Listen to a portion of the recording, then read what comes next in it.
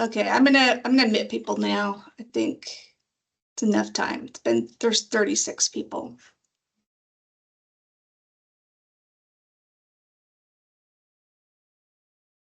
Good morning, good morning. We're still waiting for a few more people to wander into the meeting, so thank you for your patience.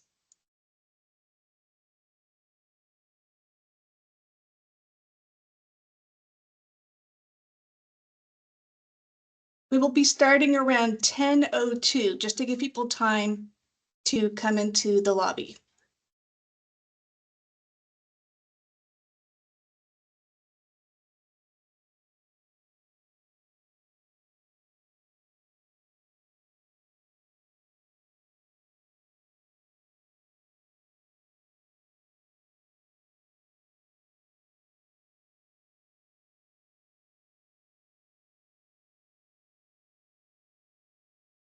Thank you for your patience. We will be starting in a few minutes.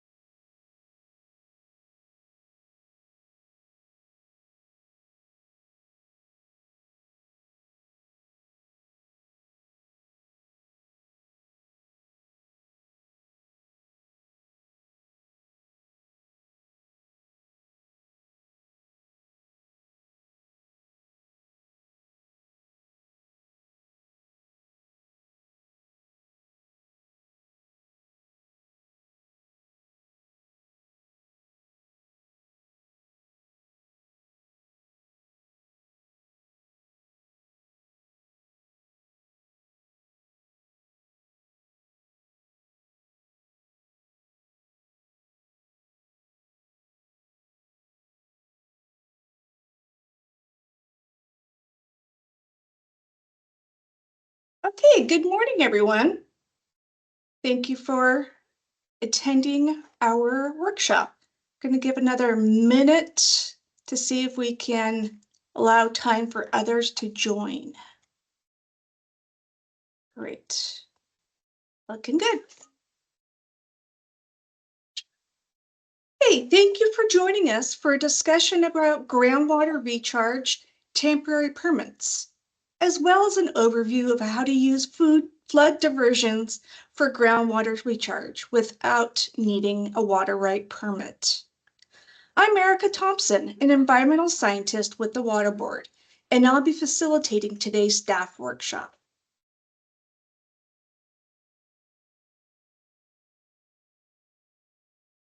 I want to remind attendees that this workshop is being recorded. We intend to post sections of this workshop to our website so that others may review the information shared. A note on procedure. To minimize the chance of unexpected disruptions, cameras, microphones, and chat function will be turned off. If there are any logistic issues that arise, please contact us using the flood diversion email shown on the screen down at the bottom. We will run through all of the presentations in full. If you have questions as we are going through the presentations, please reach out through the flood diversion email. After the presentations, our speakers will answer email questions received, focusing first on general questions. If we don't get to your question today, staff will follow up by email after the workshop.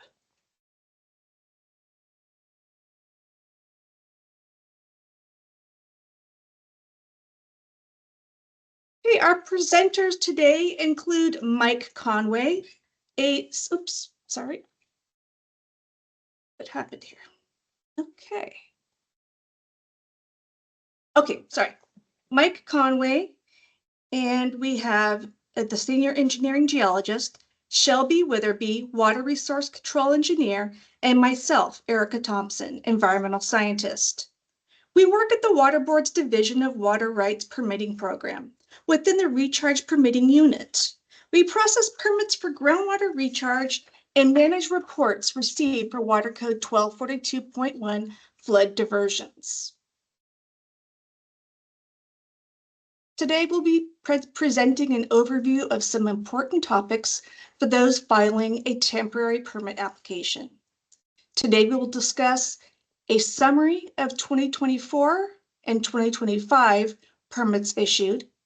We'll find out what are temporary permits, recharge permitting options, selecting diversion triggers, examples of temporary permit terms, including 5-year, CEQA, filing fees, and the upcoming changes for how parties will submit their applications in Cal Waters.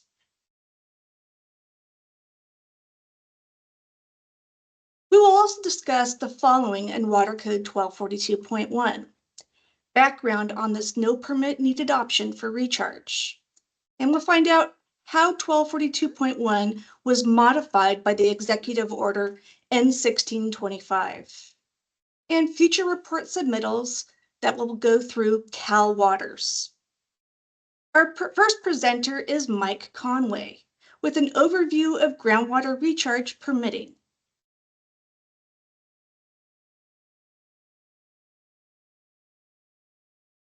Good morning, all. I'm Mike Conway, and I lead the Recharge Permitting Unit here in the Division of Water Rights. Before we get into some details about permitting, I wanted to share a summary of the permits issued for this last diversion season. We issued 6 permits, all 180-day temporaries, 4 of which used the streamlined pathway. On average, these applications took about 2 months to process, and all had 30-day public noticing periods. I'll note that this list does not include 2 5-year temporary permits that were allowed to divert in this last season, but were authorized in prior years. In total, with those 5-year temporary permits, 8 temporary permits were authorized for diversion up to about 105,000 acre-feet. So, temporary permit, what is it? A temporary permit is a short-term authorization for either 6 months or 5 years, issued by the State Water Board's Division of Water Rights. These permits allow for diversion of surface water for reasonable beneficial use. Temporary permits are used to cover various situations and are a great place to start for entities looking to add new sources of water to groundwater basins. They can also be used to test projects for long-term viability. Parties may also use temporary permits when they have filed a standard application, but it hasn't been issued yet. Today's workshop is specifically focused on filings for groundwater recharge. In water rights, we commonly refer to these projects as underground storage because the surface water is stored underground. These projects focus on capturing high flows and storing that water for later beneficial use during the drier season. Recharge itself is not a beneficial use. It is rather what the water will eventually be used for, such as irrigation or municipal uses. So why are we seeing an increase in these filings over the last 10 years? The big reasons are, 1, we've seen a lot more drought in recent years, so parties are focused on boosting water resiliency. And 2, many of California's groundwater basins are depleted, and many are working to comply with the Sustainable Groundwater Management Act, known as SGMA. Temporary permits are not water rights in that they do not provide a data priority and are last in line for flows. It's important to mention that temporary permits are not a substitute for the permanent coverage offered by a standard water right.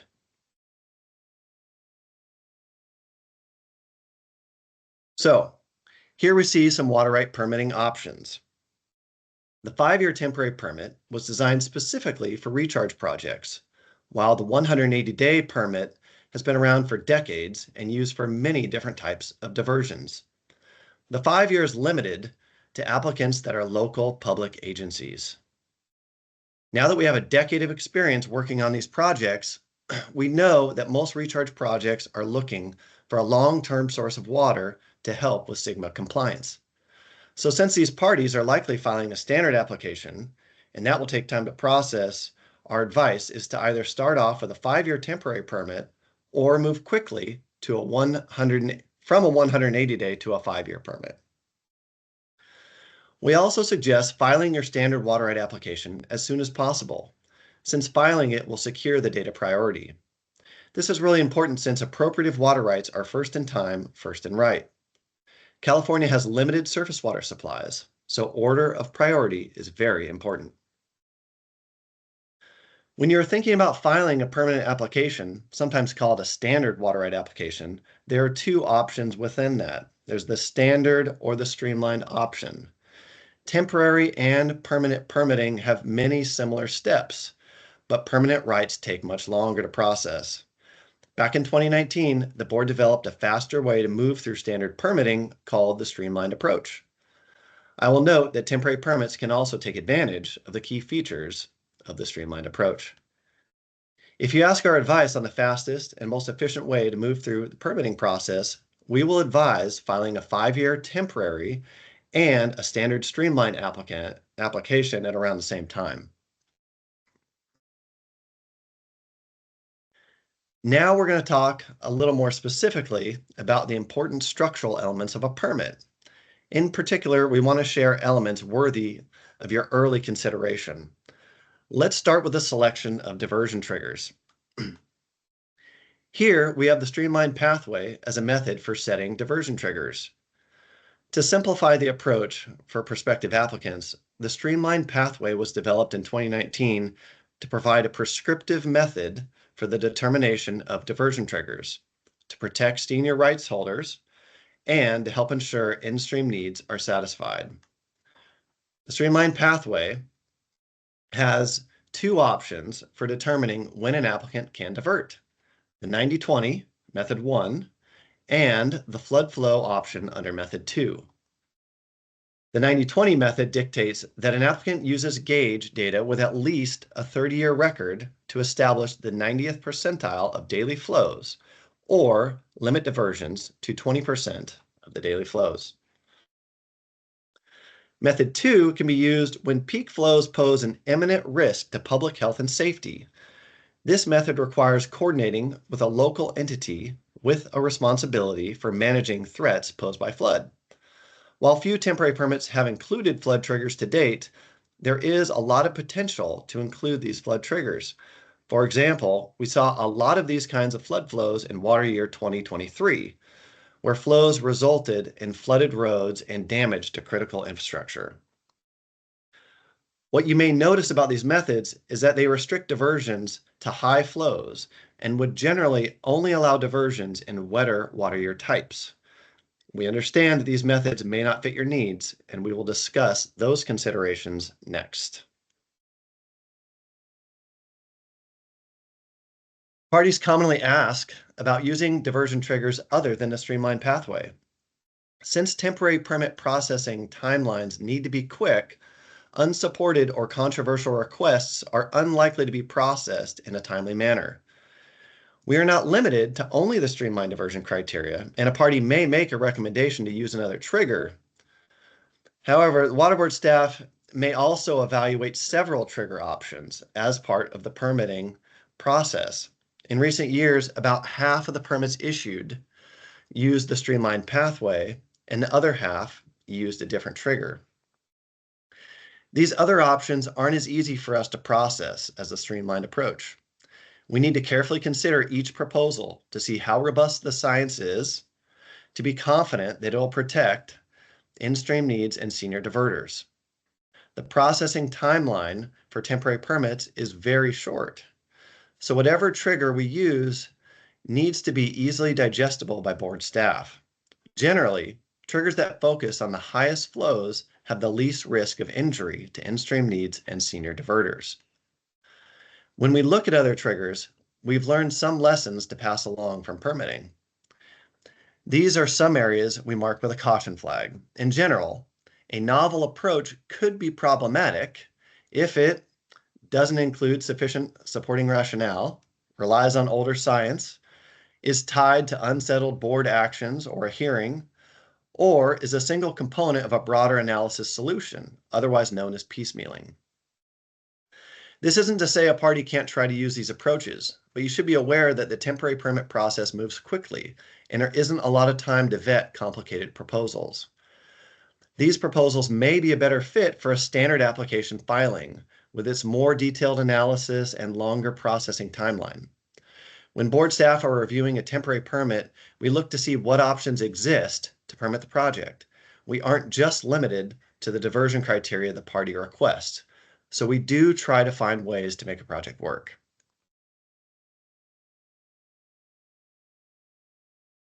Here's an example of a party who pursued our recommended approach. First, they filed a standard streamlined application and secured their date of priority. Then, they filed their 5-year temporary permit application so they could have coverage for diversion while their standard application was processing.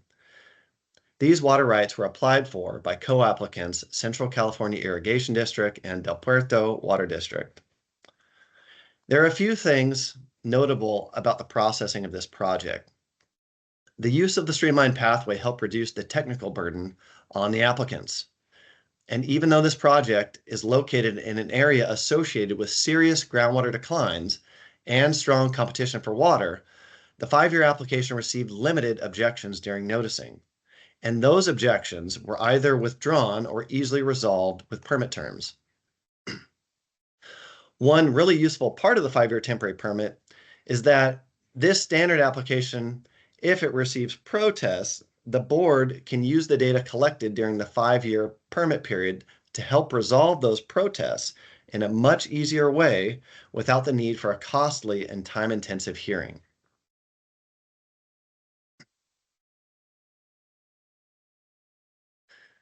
Now we're going to transition to sharing some permit terms. These terms give you a flavor of what to expect while planning your project. The terms section of a permit contains important details about implementation. If you're thinking about filing a temporary permit for the first time, it can be really helpful to look through some recent examples.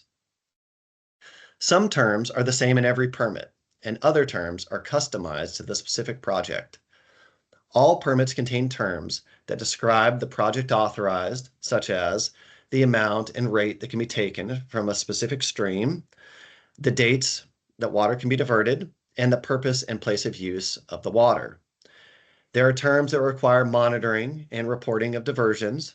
There are also terms that allow the deputy director to call for ceasing of diversions at any time if an unforeseen issue arises. As an example of terms that are customized to a project, one would be a term that is a result of the objection resolution with a party who has concerns, such as a senior right holder. We also may include terms to address input provided during the CDFW consultation process. Next, I'll show several examples.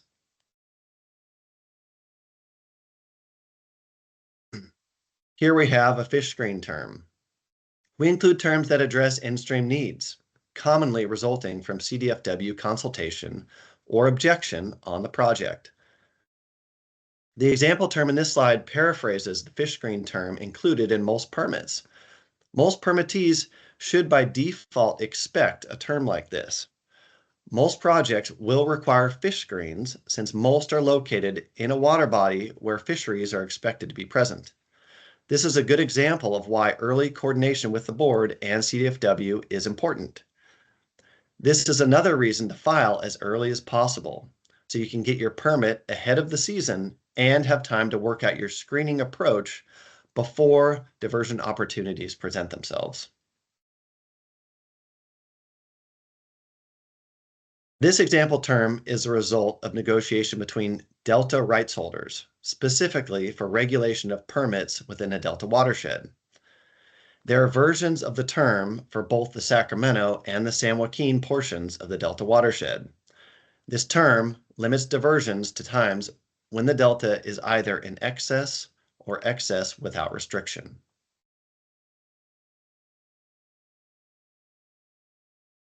The daily delta conditions described in the delta term just shown are available through the Department of Water Resources website. The green arrows in the picture show the condition. Here we see balanced.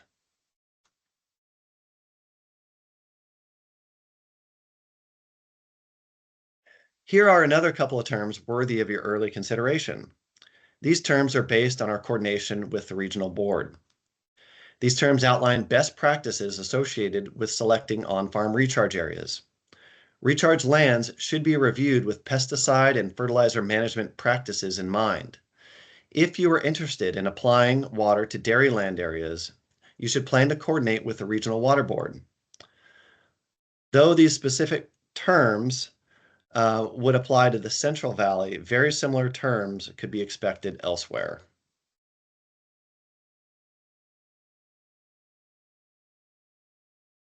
This example term specifically requires hourly diversion rate tracking and is intended to be consistent with Senate Bill 88. This term is included in all temporary permits. Potential permittees should consider how they will track diversions to satisfy this requirement. As far as reporting the data, parties are required to submit it in a summary report after each authorized season.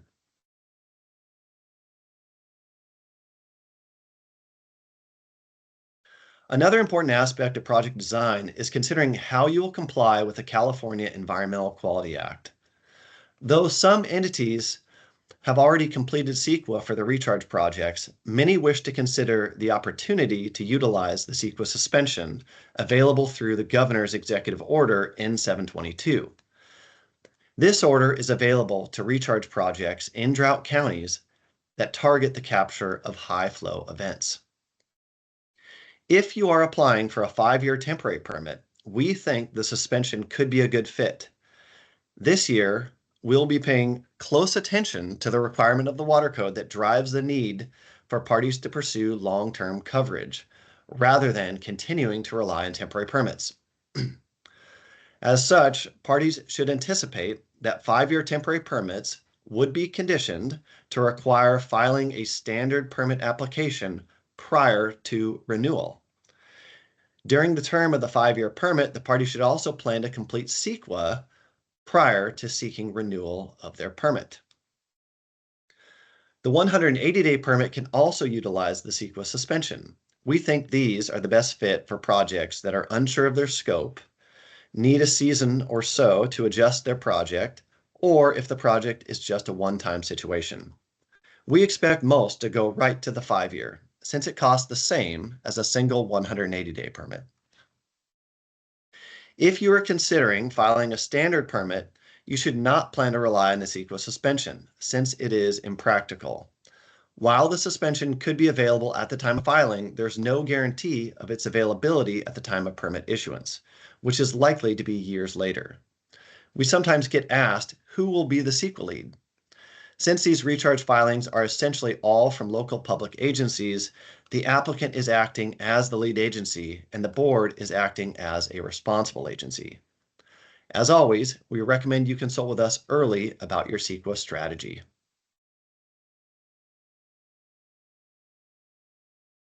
The best tip for filing is to file early. The earlier you file, the more time staff have to allocate towards things like water availability analysis assistance or characterizing potential objections and catching potential fatal flaws in the scope.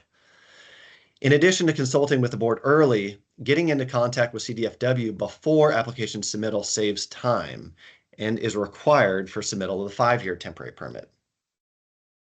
Finally, if you're going to submit an application with a diversion trigger criteria outside of the streamlined pathway, make sure to use modern methods and document how the method is supported. Never assume that if one department offers concurrence, all interested parties will fall in line. Present your methods clearly to all interested parties as well as the board and discuss thoroughly. For later reference, we assembled a map that shows the CDFW regions and the water rights points of contact for each of those regions.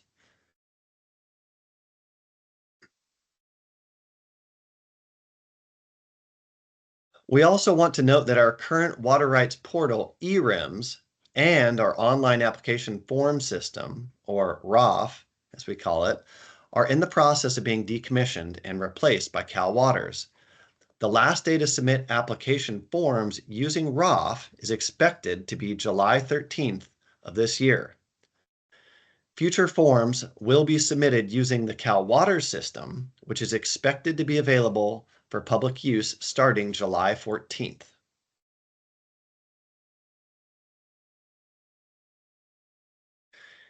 If you have any questions about what was just presented, please submit them to flooddiversions@waterboards.ca.gov. And we'll be monitoring that email during the rest of the presentation here, and we'll try to answer any questions we can at the end. With that, I'll turn it over to Shelby.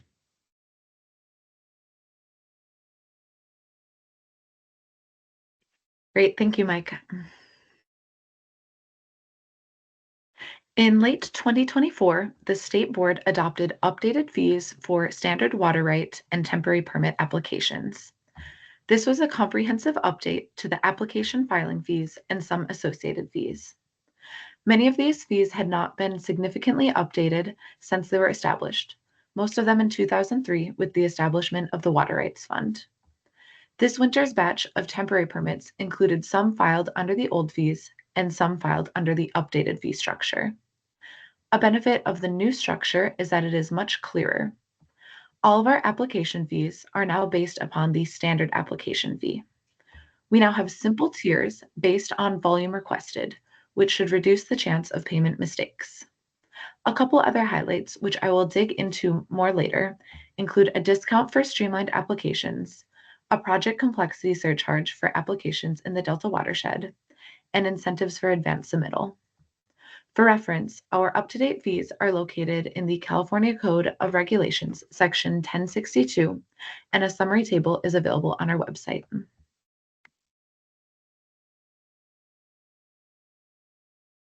There are different fees for different types of filings, as Mike gave an overview earlier.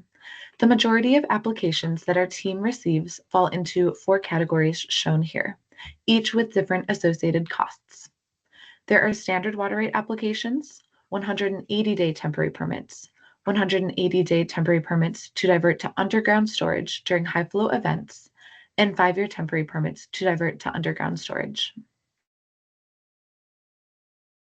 When you are considering filing your application, we bring to your attention 3 areas where we offer discounts. First, we are strongly incentivizing parties to file for a 5-year temporary permit by making the cost of one 5-year temporary permit equal to the cost of a 180-day temporary permit. Secondly, a discount has been applied to incentivize parties to apply in advance of the requested diversion, and a surcharge has been added to applications with increased processing. Applications for 180-day temporary permits for underground storage and 5-year temporary permits for underground storage cost 15% of the standard right application if submitted at least 120 days prior to requested commencement of diversion, or 25% if submitted less than 120 days prior to requested commencement of diversion. Finally, the discounted fee for streamlined applications is retained, giving a 25% discount compared to normal application filing fees. The criteria for this include a diversion season between December 1st and March 31st, except no restriction on season for diversion of flood flows, that the application must be primarily for diversion to underground storage in a groundwater basin identified in Bulletin 118, that the applicant is a groundwater sustainability agency or a local agency per the Water Code, that CEQA is completed, and that diversions occur when stream flow is above 90th percentile flows and limited to 20% of total stream flow, or flows exceed thresholds for flood control actions to mitigate threats to human health and safety. We hope that you are able to take advantage of one or more of these discounts when you file. Our updated fees also better reflect the complexity of processing a project. Accordingly, the 20% project complexity surcharge is applicable to applications proposing to divert from a location within the watershed of the Sacramento-San Joaquin Bay Delta. To get a better understanding of how the options impact applicants, here we see a table describing a temporary applicant requesting 13,000 acre-feet of water through the streamlined pathway. We see there are significant benefits to early submittal. For a streamlined 5-year temporary permit in the Delta watershed, it would cost $25,920 if filing 120 days in advance of the requested diversion season. If filing late, this jumps up to $43,200. We also see that across the board, fees are less if this project is not in the Delta watershed, at $21,600 if advance filed, or $36,000 if filed late. Next, we see that there are significant cost benefits to utilizing the streamlined pathway. For a standard application of 4,000 acre-feet in the Delta watershed, it would cost $49,500 using the streamlined pathway. This increases to $66,000 if not streamlined. For a 5-year application submitted in advance, it would cost $7,425 with the streamlined criteria, or $9,900 if not streamlined. If you have any questions about what was just presented, please submit them to flooddiversions@waterboards.ca.gov. Now I'll hand it over to Erica. Thank you, Erica. Thank you, Shelby. That was great. Appreciate it. Today, I'm going to highlight a non-permitted option for recharge diversions using Water Code 1242.1. And I'll provide an overview of noticing and reporting timelines required by 1242.1.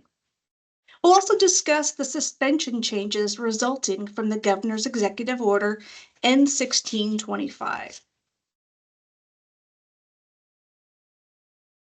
Here is a visual representation of the actions that led to the adoption of Water Code 1242.1.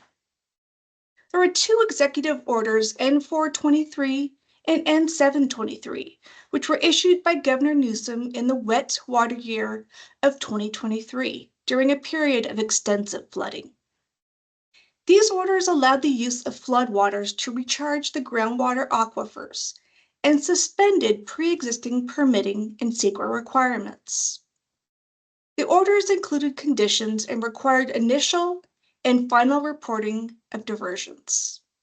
Similar requirements were proposed in Senate Bill 122, which was ultimately adopted as Water Code 1242.1 on July 10, 2023. This code section will allow for diversions until January 1st, 2029, and seeks to aid in restoring groundwater levels which were depleted from over-reliance during a long period of drought conditions. 1242.1 suspends pre-existing permitting and SWRCB requirements and clarifies how flood management can recharge aquifers. It's important to note that none of these pathways offer a water right. A little bit more about 1242.1. It was adopted on July 10, 2023 and lasts until January 1st, 2029. It can help restore groundwater levels and alleviate flood impacts. It suspends permitting and SWRCB requirements that usually apply when diverting water for later use. This code section clarifies diversion of flood flows for flood management and can be used to recharge aquifers. It requires the local or regional agency involved in flood control to provide public notice. And it's important to remember that 1242.1 does not create a water right, water ownership, or control of surface water.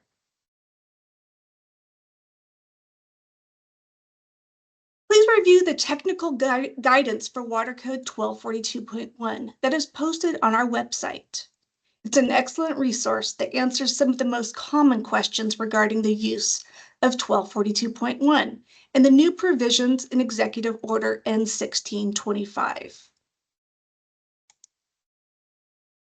On January 31st, 2025, Governor Gavin Newsom issued Executive Order N1625 to facilitate the use of floodwaters to recharge California's aquifers by suspending certain requirements of Water Code 1242.1.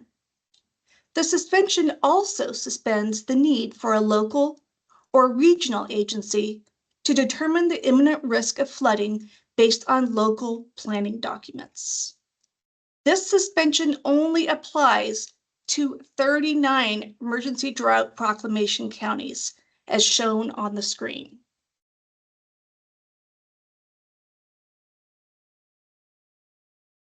Executive Order N1625 suspends the need for a local or regional agency to determine the imminent risk of flooding based off of local planning documents. While few regional or local agencies have established the specified types of planning documents, local or regional agencies are able to determine the presence of flood conditions by other means. The executive order allows local and regional agencies to use readily available information and expertise to determine imminent risk. Local and regional agencies are still required to issue a public notification that flows are at imminent risk of flooding and inundation of lands, roads, or structures. The noticing requirements of 1242.1 are still in effect. For watersheds not covered by the executive order, the ability to determine when floods pose an imminent risk must be based off local planning documents.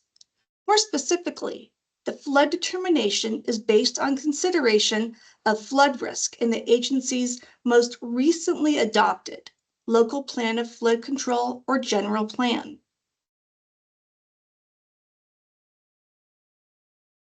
Our flood diversion website has many tools available to help diverters better understand Water Code 1242.1.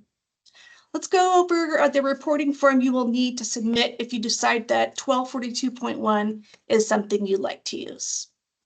The person or entity making the diversion for groundwater recharge files all of the following using the form template on our website. A notice within 48 hours before or after diversion begins. This is different than the notice of the local agency that you relied upon to start and stop your diversions. Next, a preliminary report no later than 14 days after diversion begins. And a final report no later than 15 days after diversions end. Earlier in today's presentation, we mentioned the upcoming Cal Waters release in early July. When the new system is up and running, we'll be transitioning this reporting form into the new system. And here's a simplified timeline showing the order of each report submittal.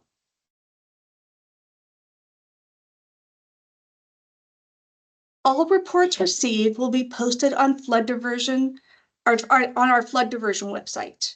If you have any questions about report submittals, you can either email me or the dedicated flood diversion email. Last season, we received 3 reports from 2 diverters. 499 acre-feet was diverted on a total of 695 acres.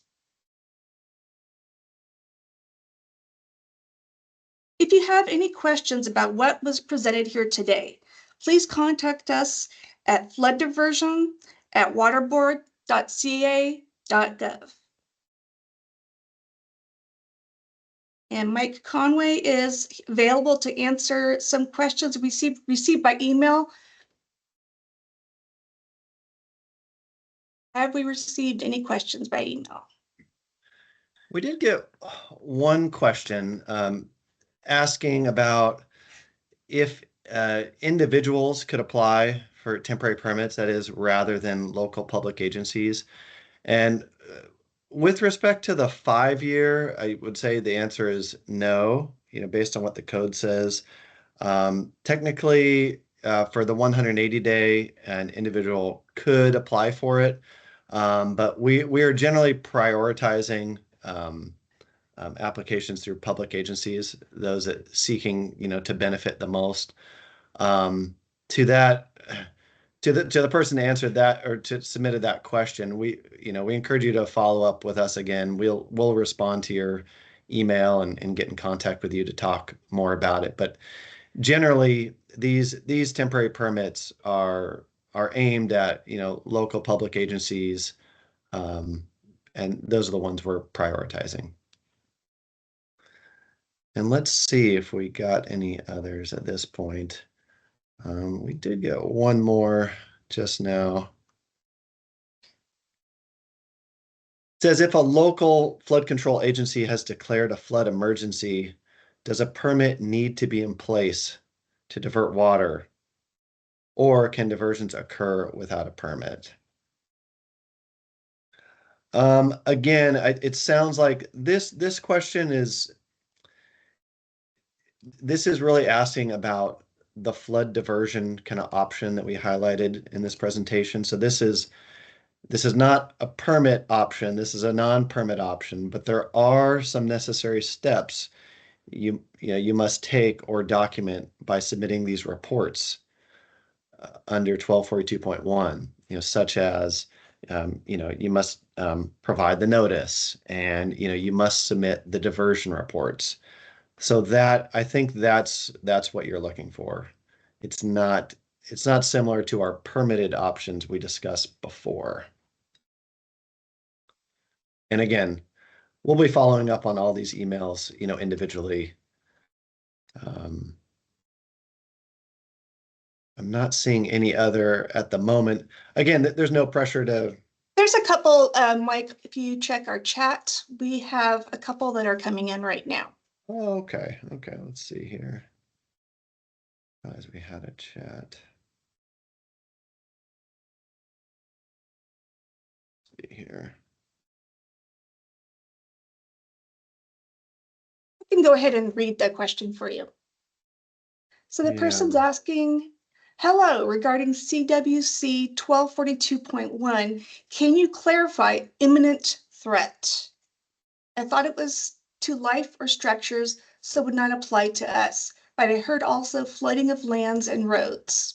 Oops, sorry. So generally, this designation of imminent threat, that is the center of 1242.1, is based on the determination, of the agency making that call about the threat.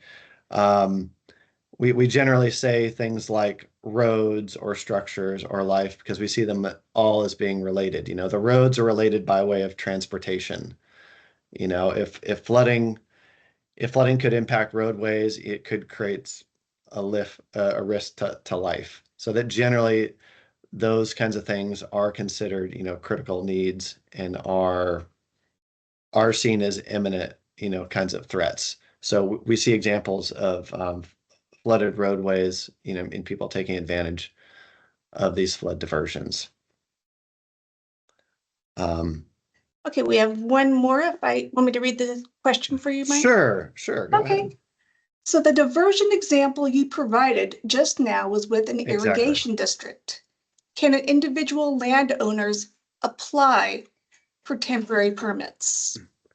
Again, and now the first one, and again, generally these temporary permits are targeted at local public agencies. The 5-year is only applicable to local public agencies as defined in the water code.